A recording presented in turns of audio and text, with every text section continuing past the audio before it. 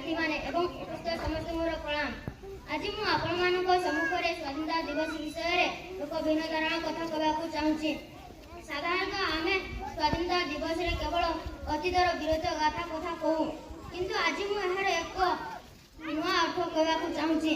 प्रिय साथी माने, स्वाधीनता दिवस केवल एक दिन उत्सव नुहे, यह होची एक दायित्व। जपरि आम पूर्वपुरुष माने देश पाई लड़ीथिले, सेहिपरि आज आमे मध्य आमर निज भाव में देश सेवा करिपारिबा।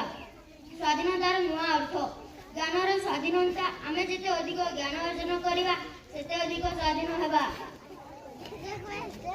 आमे किपरि आधुनिक संग्रामी होई पारिबा, प्लास्टिक बाहर कमाइबा, जल संरक्षण करिबा, वृद्ध विकलांग को साहाय्य करिबा, समाज असमानता विरुद्ध रे साहस रे ठिया हेबा। प्रिय साथी माने, स्वाधीनता दिवस केवल पुराण कथा नुहे, यह आमर दैनंदिन जीवन में बंचा एक मूल्यवान उपहार। आस आज प्रतिज्ञा नवा, मु भारतर गौरव नागरिक, मोर कार्य मो देश को गौरवान्वित करी।